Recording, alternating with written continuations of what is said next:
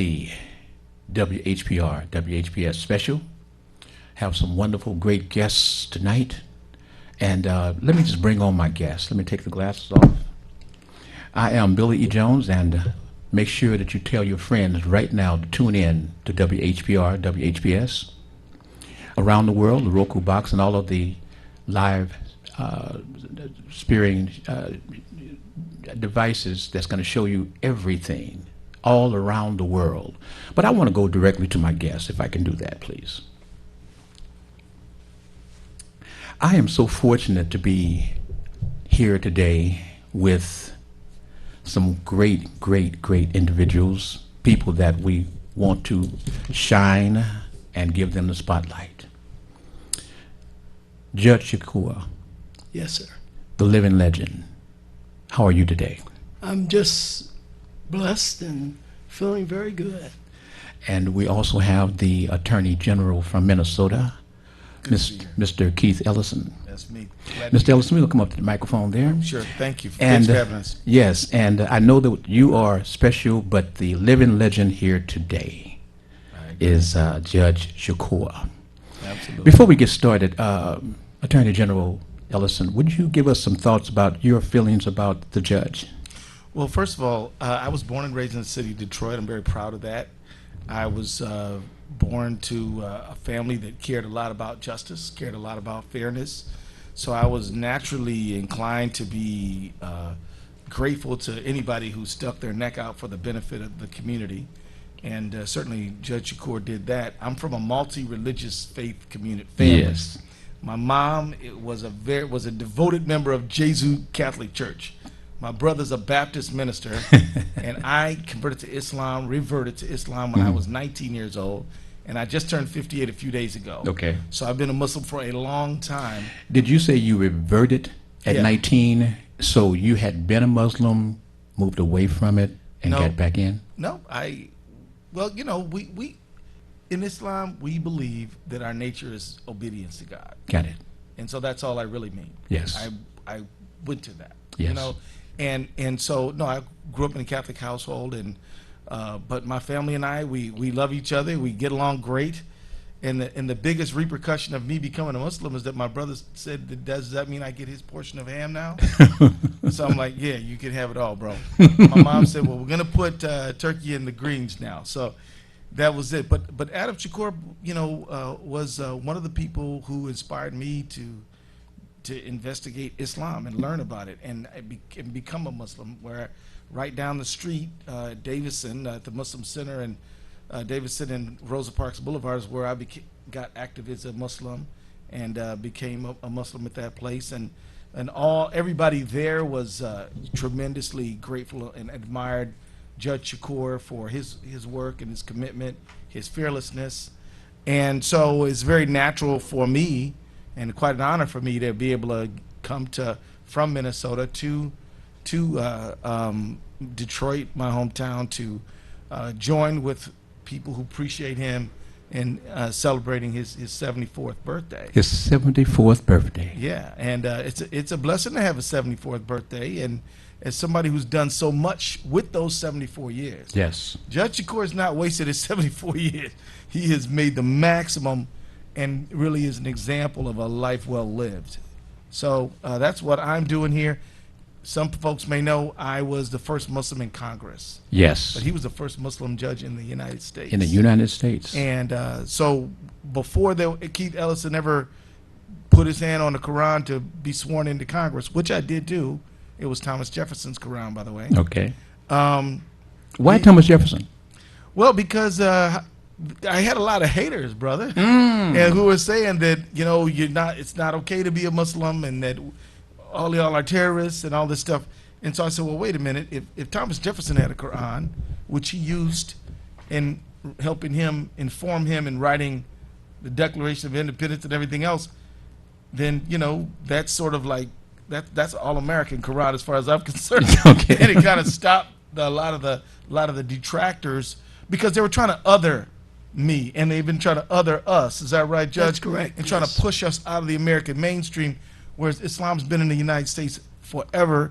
About a third of the people who were kidnapped in Africa and dragged here had Islam as their religion. Which was going to be the question, and I guess I could ask both of you, being in the Muslim faith, how has that impacted your political reach?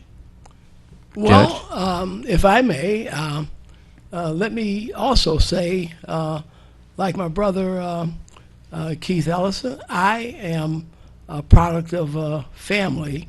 My mother, so it's kind of ecumenical. My mother was a member of the United Methodist Church. Okay. My father was the son of a Baptist minister and the grandson of a Baptist minister, and he was a Baptist. So I had a great chance to be brought up in a God-fearing and loving home. Mm-hmm. In fact, every Sunday we said a Bible verse before we had our meal. And of course, for many of my younger years, my famous quote was, "Jesus wept." Jesus My mother wept. said, "You got to learn some more Bible verses." And of course, I had the exposure to the Roman Catholic faith in my education. Mm-hmm. And went to a school that no longer exists in Detroit, but historically was in the Black Bottom, St. Joe's, which was an all-boys Christian Catholic school. And they had a motto saying, "Builders of boys and makers of men." Yes. And they did a great job. They were the founding entity for De La Salle and Brother Rice, and they. I'll tell you an example. When I was a freshman, the principal called me in, and he then said, "Adam, I want you to go to the bank." And the brothers had just gotten their tuition payments, and he stuffed in my side about $2,500. The neighborhood That's big money. was very much in a change atmosphere, and the bank was right over by Verner and Russell Street, off of as Verner ran into Gratiot. And he said, "Put this in, don't talk to anybody." And of course, I did it, and gave him the receipt when I came back. I was blessed to be trustworthy of that largesse of cash, just as a 14-year-old.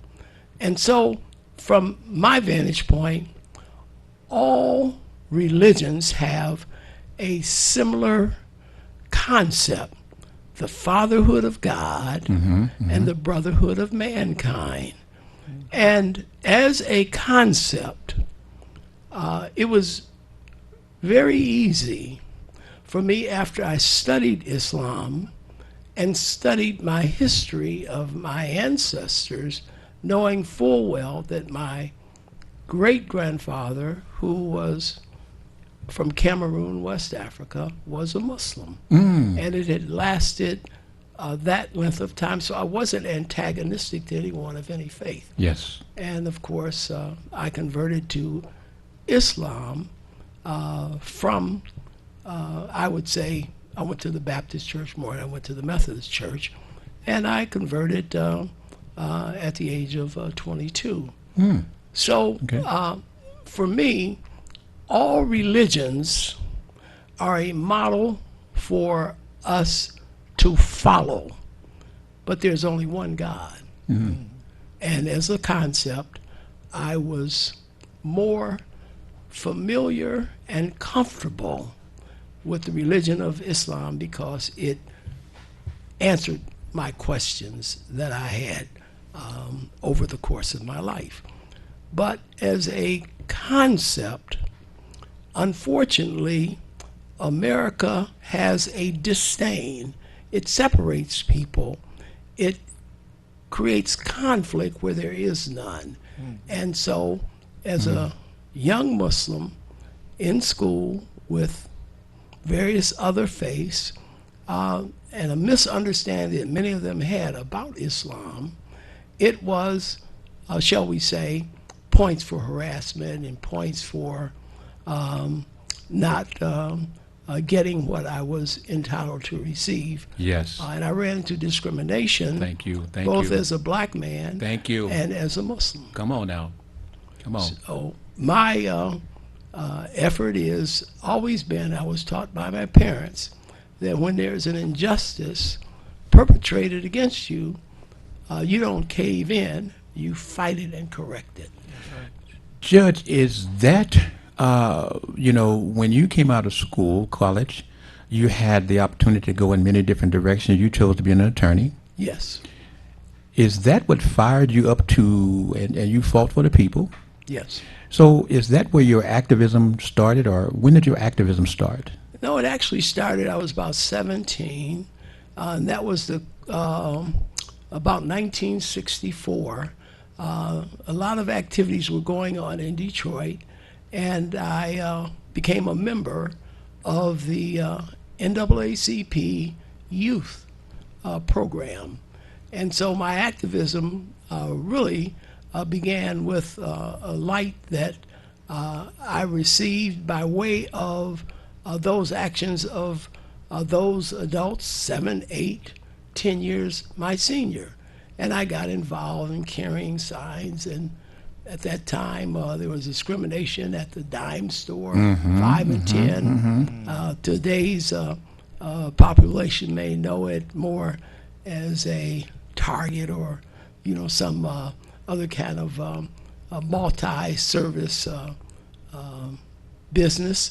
But I became active at 17, and as I went to college, I became active with the anti-Vietnam War movement.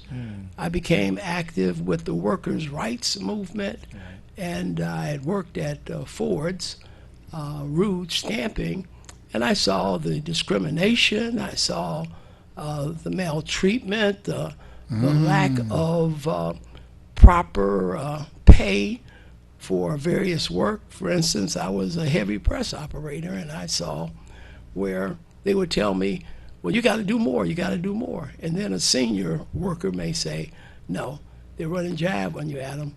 You've already beaten their production on this machine. It's 700, and I was loading off 800, 1200. Wow. See, all that guy is trying to do is to get you to help him make more as a bonus for his supervision over you. And so, as a matter of growth, I attribute my activism to those persons, the UAW, Local 600, and another organization that I became a part of, the Dodge Revolutionary Union Movement. General Baker was a mentor of mine, a fellow named John Watson, Luke Tripp, and Kenny Cockrell Sr. And so I was in the movement, I guess, from age 17 through. And of course, they were stalwarts that I still admire. Some of them are no longer with us, but the movement still goes on. And I appreciate you getting into my beginnings. Yes, yes. Now, before I go to the Attorney General, one question further is that, what was your experience like being the Chief Judge at 36th District Court? It was interesting experience, and I had, this 36th District Court is the largest district court of its kind in America that was housed under one roof. Wow. We annually processed about 500,000 cases. And that goes from everything from traffic tickets to various civil and criminal lawsuits. And it's a very, very busy operation. I originally became a Wayne County Common Pleas Court judge, and they were merged with a legislative act. Merging can you tell courts. us? They Can you say what you were before one more time? I couldn't quite catch that. Wayne County Common Pleas Court. What is that?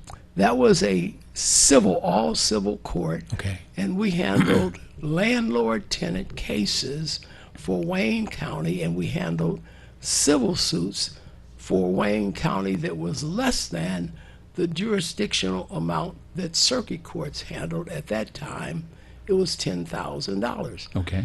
But we often served as visiting circuit court judges, and many of our decisions would go into the hundreds of thousands of dollars because we had jury trials, and of course, that jury would determine what the damages were in a particular civil lawsuit. And we thought, those of us, the 12 or 13 of us that were judges at that time in that court, we thought that when the court decided to merge, that we would merge with Wayne Circuit. But the politics of the era, and I think some miscalculations of our then chief judge, he outmaneuvered us politically, Okay. brought about Recorder's Court, which was a criminal and traffic court that received that designation. But many of them are my friends, so I wouldn't want to, bring up bad memories. Yes. But that was how I became and how the court evolved into the 36th District Court. Two more questions, just two more questions. One is your experience while you served with the Honorable Coleman Young. Yes. What was it like? It was a beautiful experience. I had met Coleman Young in my struggles in union activism, and he and I always got along together. He was a native of Alabama, as was my father, and many of the times that I was involved in various activist movements, stop robberies, and Joy say street stress. Yes. Stress, And, yes. We were opposed to that and marched in that. Mayor Young, when he was Senator Young, would often encourage us. We got involved with the TULC, the Trade Union Leadership Conference, Buddy Battle, and many other of the stalwarts of that era. Murray Jackson Sr., and many other great men in the labor movement and in the political movement. And so when I became a judge, he definitely was very proud of that fact and told me so. But shortly thereafter, he was asking, man, when you gonna come over here and help me out? And I said, man, I gotta invest my pension in my family. And of course, I became chief judge, and I wanted to reshape some of the things that the court did to make it more people sensitive. And so I could set up structures and create opportunities for various courts to be more service oriented toward its city of Detroit residents. And I really loved the job, but at the point in time that a lot of drug activity was affecting Detroit, Yes. Coleman then asked me, and he doesn't like to hear no, but he asked me to come over and help him. And Coleman didn't do too many things, say help me or I need. That wasn't his language. So I knew that he needed some assistance, and so I said, man, let me invest my pension. I had a few months left, and I decided when I did that I would retire. Yes. So my family is protected. My first obligation was to their preservation of their survival, and I took him up on his offer, and he appointed me a position that had been vacant for about 10 years as his deputy mayor and chief administrative officer, and handed over the reins of basically drug enforcement and drug development into other capacities to help these young men who found themselves victims of crack and other drug drugs impacting their lives and their families' lives. Yes, Judge. The last question I have is about the MOTEP. Can you explain what is MOTEP and what is it about? What is the purpose? What is the journey for MOTEP? MOTEP is an organization that I became affiliated with in the last 4 years. I myself have been made more aware. I was made originally aware of people donating organs when my mother, I was 18 and she had signed with the license to have the license identify her as an organ donor when she passes. And she took me aside and she said, well, honey, I know when I leave here, I want you to know that I want my organs donated to help some things in our society and help other people. My mother was a science teacher of note at Durfee Middle School, junior high, developed a program called SWAM Dwipes, which became a forerunner to DAPSA. SWAM Dwipes, study, understandings, analysis, materials, Dwipes. It was teaching a scientific method. Yes. And she was able to get many of the junior high school students into winning science fairs. One group said, no, these kids didn't do that, and we want to have them reevaluated. And she said, fine, go right ahead. And they reevaluated and said, well, these kids are phenomenal. And she was a teacher who learned her craft in West Virginia.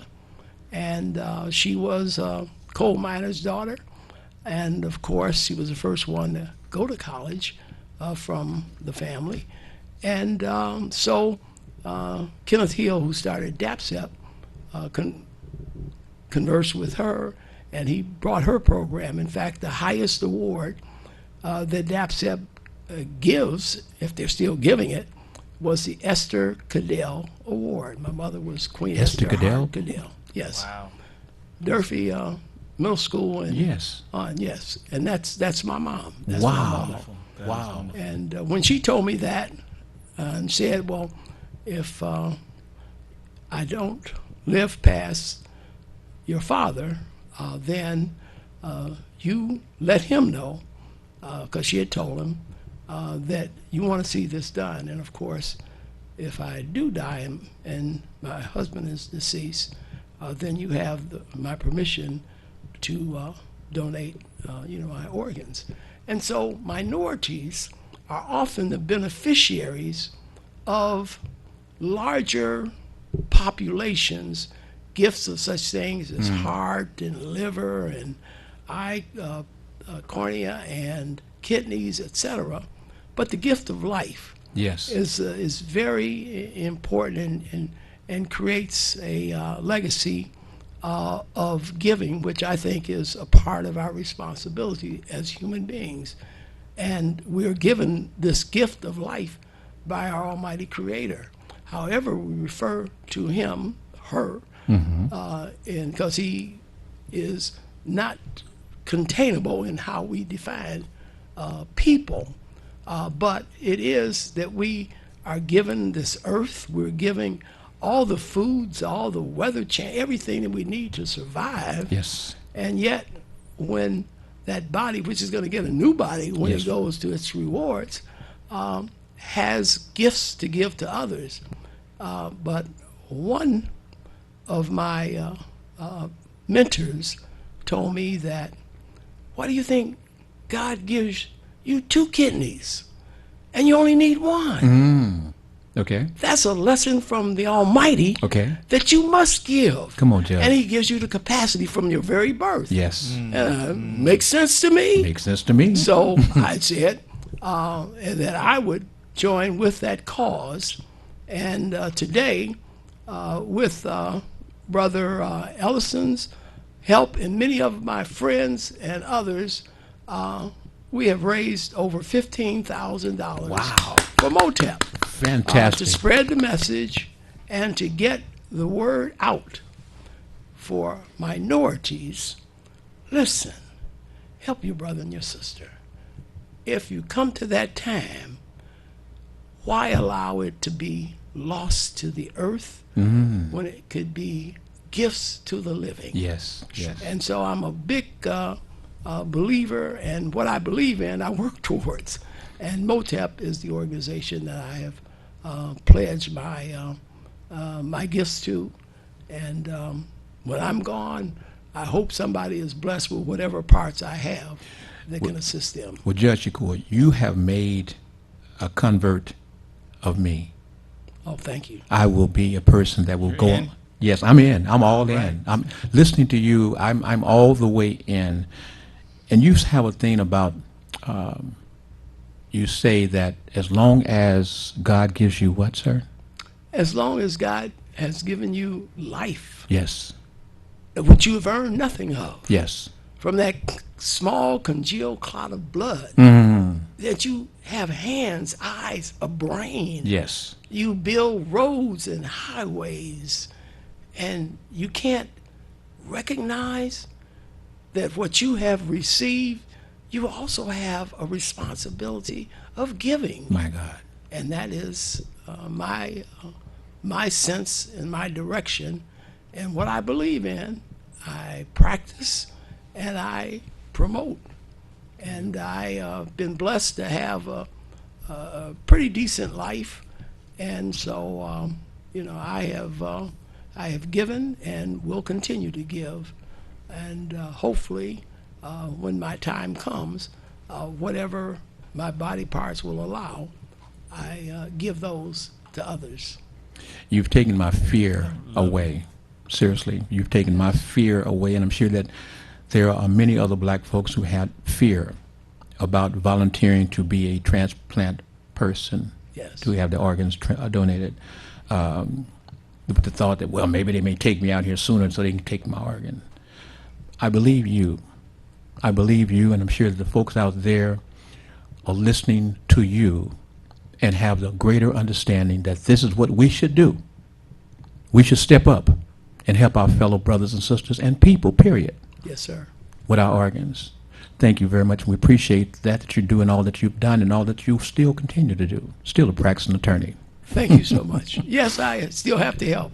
That's my You that's made the my case, task. Judge. Thank you. You made the case? Thank you. made the Okay, case. he's the winner. Attorney Keith Ellison, sir, you have a tremendous person that you've looked up to, I'm sure. Absolutely. I've sat here and watched you listen to him, and it's like watching someone that's just being, oh, he's so all of that, and I just love him. That was you. And I appreciate that, sir. That's love, and that's respect. If you notice, Judge Shakoor mentions his mentors all the time. Yes, sir.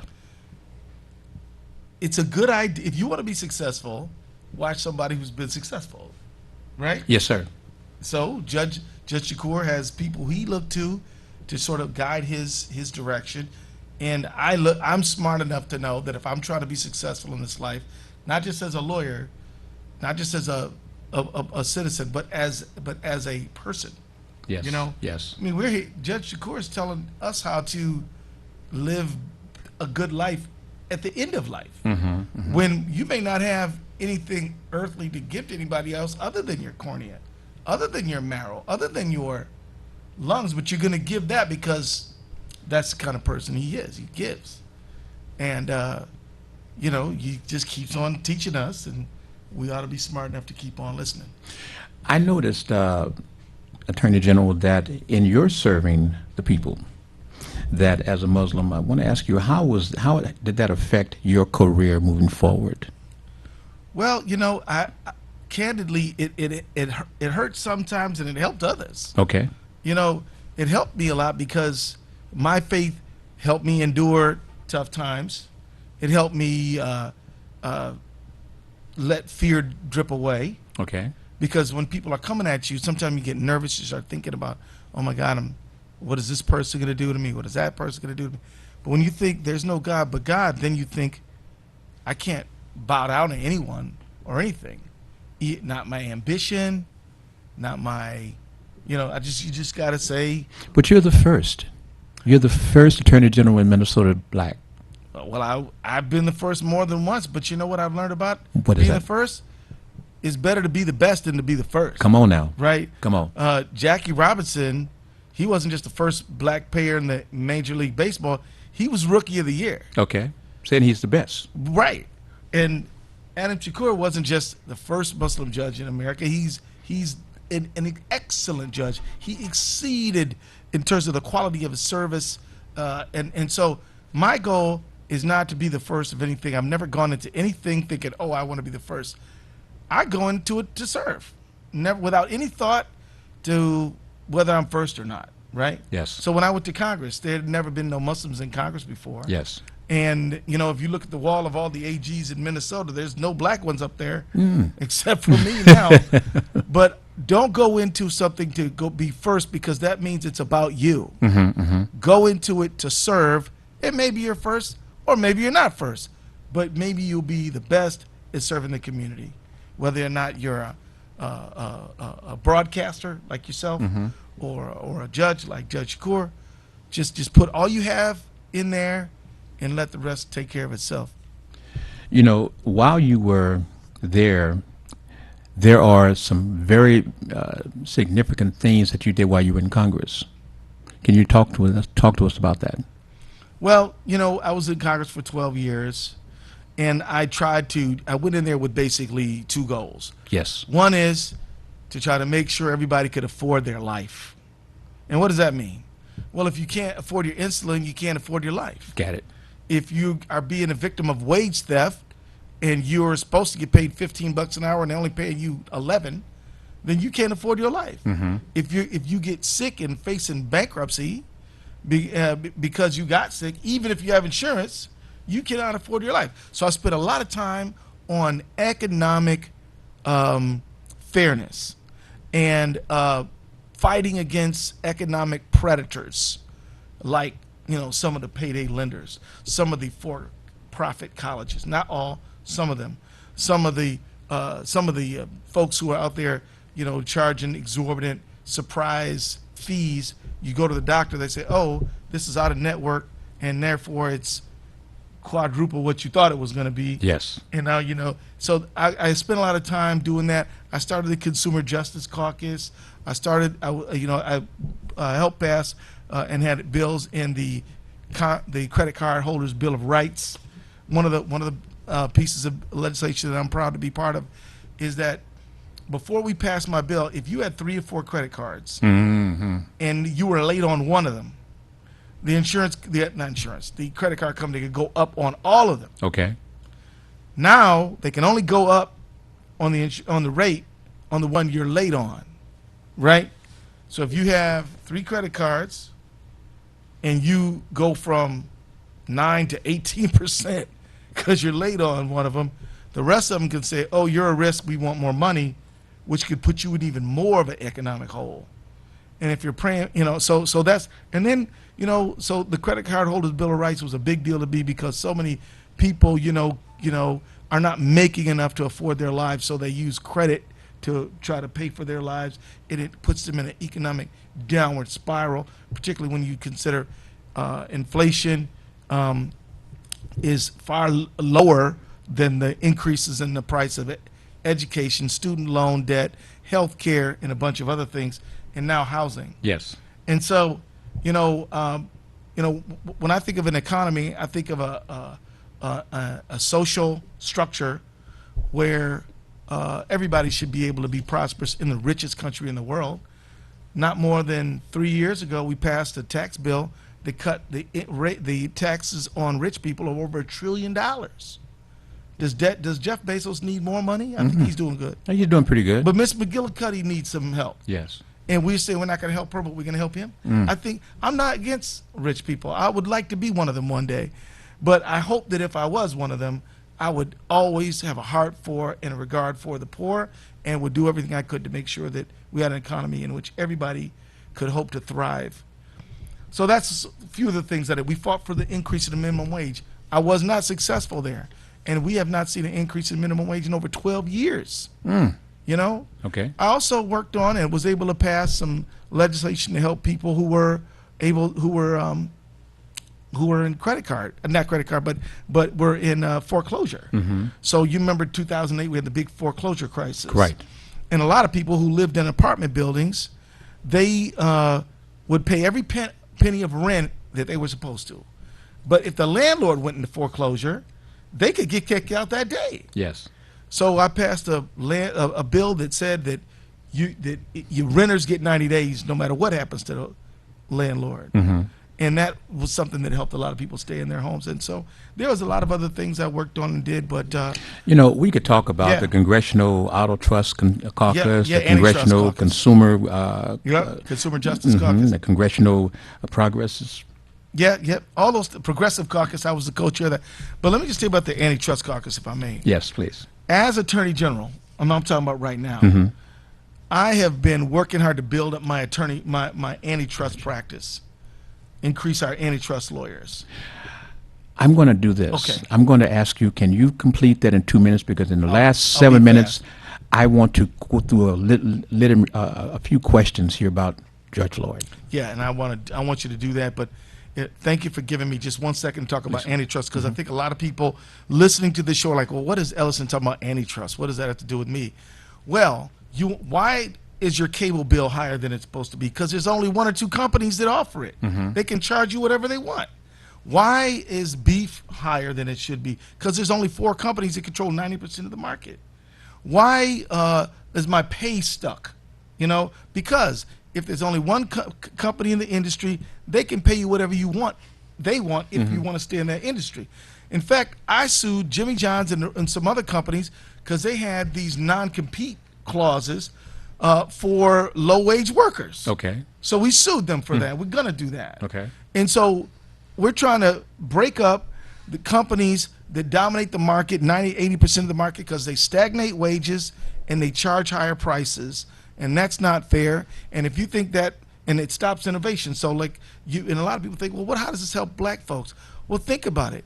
If they're hard on white folks own small business, how are they on us? Think about a black company that might sell, say, hair care products, say hair grease.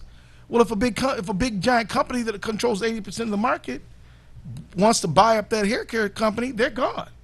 And now you don't own anything. We need antitrust enforcement, and so we're going to do a lot of that. It's racial justice, it's worker justice, it's small business justice, it's innovation justice, it's consumer justice, it's all those things. So thank you for giving me a chance. Not a problem. Attorney Keith Ellison, what was your thoughts when you were viewing the video of George Floyd's Murder? torture, Look, he was tortured for 9.5 as a minutes. black man before it, not necessarily as the Attorney General, but as a black man looking at that, what was your thoughts? Well, I was horrified, you know. Microphone. Oh, I was horrified. I was not shocked. It was about 4 o'clock in the morning when I saw it. My staff sent it to me the night before. I leaned over to my wife and I said, honey, you got to see this. She said, I do not want to see that. I've seen too many people of color, black people, brown people murdered. I don't want to see it. I said, I don't blame you, but I have to look at it. And I looked at it, and the thing that struck me is all those people who were screaming for Derek Chauvin to get off of George Floyd. Yes. To check his pulse. Yes. And just the inhumanity of just letting him die. And I noticed how he went from yelling, I can't breathe, I can't breathe, I can't breathe, mama, mama, mama, mama. Nothing. And it didn't trouble the conscience of Derek Chauvin or anybody else who was there who was supposed to care. Now, all the regular citizens were horrified. Yes. But those people who were trained, paid to protect and serve, seem utterly callous to the plight of George Floyd. And I'm going to tell you right now, I know a lot of wonderful police officers. Yes, sir. I know some who I admire. I think they are wonderful service, but we've got to have a system where, you know, the best officers can shine and the bad ones can get out of here. I mean, we need to restore trust between community and policing. And when I think of that 9-year-old girl who saw George Floyd murdered, I fear that when she gets to be a 29-year-old woman, maybe a mom, she's going to tell her kids, don't trust the police. Well, she should be telling her kids, if you have a problem, go to the police first. But Derek Chauvin destroyed that trust. And that's not fair to every other person who wears a badge. And so, no, so there you go, brother. I mean, that's how I felt as a black man. Now, we've seen, or we've been able to view different circumstances similar, not that particular. But when you viewed that situation, was there anything that says we have to go in this case a little bit different? Well, yeah, so I didn't get the case right off. Every case in Minnesota, the original jurisdiction for a criminal act is under the, if it's a felony level case, is the county attorney. And only when the community lost confidence in the county attorney did the county attorney call me and say, look, man, this is not about me no more. Our city's burning. Will you help? I said, of course I'll help. Yes. How am I going to say no? And the governor said, we need you in there. So I'm like, I'm in. Yes. So when the coach says you're in, That's then right. you jump off the bench, you ready to play. and you play. So we did, but I knew that given that they had video on Rodney King, and Yes, that that's went what the I mean. wrong way. Yes. They had video in Walter Scott, who was killed in South Carolina, shot down. That went the wrong way. They had video in Laquan McDonald, and it took them 4 years in Chicago to charge anybody with that one. I knew that we were in a difficult. I knew that people thought it was easy because of the video. I knew it was extremely difficult. So we understood we had to have a solid medical case. We understood we had to have. It was great that Chief Madera Arredondo, black police chief, Yes. said, "This is not us. We do not condone this. It is wrong, and I will condemn it from the witness stand." I thought that was a very critical part of the case. And then there were some lawyers who actually were not ordinary attorney general staff, who I reached out to them and said, I need you to help out on this case. And they were. And so they combined with my staff, and they joined up, and we were able to. So civil lawyers are used to addressing complex medical cases. And you've been a civil lawyer. I've been a civil rights lawyer, civil lawyer, and a criminal lawyer. And so I knew that in a case like this, we needed to have a pulmonologist, we needed to have a cardiologist, we need to have a ER expert, and I knew who to get to help me put that together. So we did that, and thank God the outcome was that of guilty. But I didn't know the guy was going to be found guilty until the judge read the verdict for him. Okay. Up to that moment, I thought, well, this could go either way. Listen, we got about 30 seconds, Judge. Yes, sir. Would you like to say something real quickly? We have about 30 seconds for you and about 30 seconds for you, if that's okay. Well, I'd like to thank you for such a outstanding, in-depth presentation by questioning us, and I appreciate it immensely. And it's a pleasure for me to always come with a black radio television organization that serves not only for informing, but also serves a significant role in educating the community. And I just want to applaud you and the other owners of this Star J. Watkins, television Mr. Henry radio. Tyler, yes. Yes, sir. And keep on doing this great work that you do to educate us as a people. That's Mr. R.J. Watkins, Mr. Henry Tyler, sir. Mr. Attorney Yeah, General. brother, keep getting the word out. Knowledge is power, which makes your job extremely important. Well, I'll tell you, my job is to ask, are you guys going to come back? Because this black station wants to see and hear and have our family have this information. We also want to have that backdrop. Our young folks who are out there doing what they're doing, they need to know about the history from your mouths. This is a presentation from the TV 33, WHPR, WHPS. Mr. R.J. Watkins, Mr. Henry Tyler. I am Billy Jones, and believe me, we love you, we appreciate you. Stay tuned. We have great, great programming. And to the Attorney General, Keith Ellison. Thank you. And of course, to the living legend, Judge Shakoor. Thank you very much for coming to WHPR, WHPS.